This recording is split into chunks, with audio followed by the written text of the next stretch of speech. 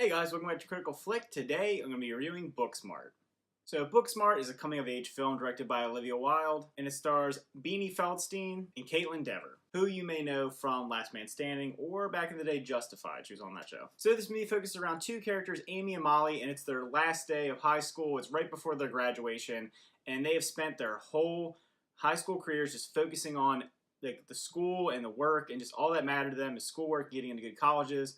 And then they come to the realization at the end of the time that they didn't really do anything fun. They didn't go out and do any parties, and they always looked down on the people that went out and did the partying and everything while they're in high school, and they found out that, hey, you know, they're successful too, so maybe what they did, not ever expressing themselves and going out there and having fun, may not have been the best choice. So they decide that the night before their graduation, they're going to go to all the parties, they're going to go around, they're going to have all the fun they didn't get to have and show the people that they are fun.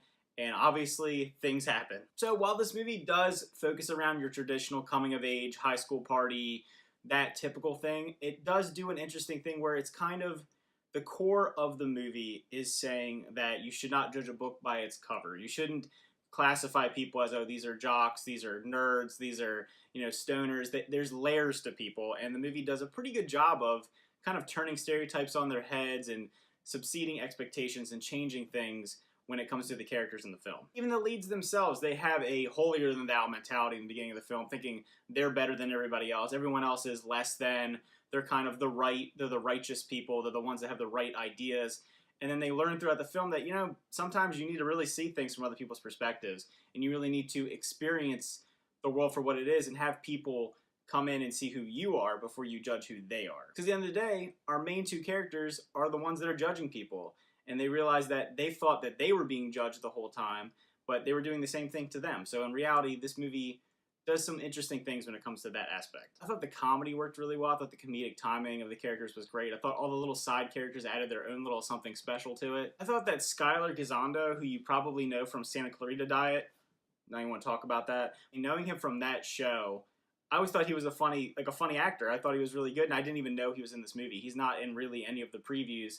And I thought that he added a really funny comedic element to it. He added a little heart to the movie, too. This movie does have a good amount of heart to it, especially in the third act, having these characters, you know, realize what's really important, or realize how they want to proceed with their lives, and just, you know, be who they are and not try to always live up to expectations. If you see the movie, I think the biggest laugh in the film probably comes from a scene with Jason Sudeikis being a Lyft driver, and like something happens with the auxiliary cord. My whole theater started laughing. I thought that was the funniest part in the film. One of the biggest issues I had with the comedy in the movie is that you get some of the biggest laughs in the film in the trailer, and I kind of, you know, that whole aspect of the film was taken away from me. I've already seen these jokes. Going to the movie so many times, I've seen the trailer for this movie probably 50 times, and knowing when all those jokes were coming, yeah, they're funny, but I've already seen them a dozen times.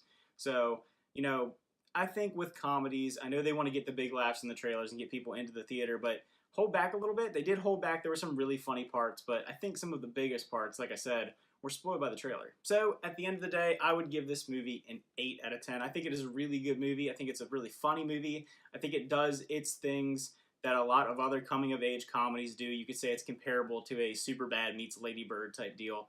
And in that aspect, it isn't totally original, but some of the ideas they had, the female leads were very good. I mean, I think it's a really fun movie, and I think if you like these style films, you like Edge of 17, Lady Bird, something like that, you'll really like this movie. Overall, just think it was a really good movie. Alright guys, thanks for watching. If you saw Booksmart, let me know what you think about it. I hope more people see it. It seems like it's really getting buried in the box office this week. It's definitely a movie worth seeing. Alright guys, remember to like and subscribe, and see you guys next time.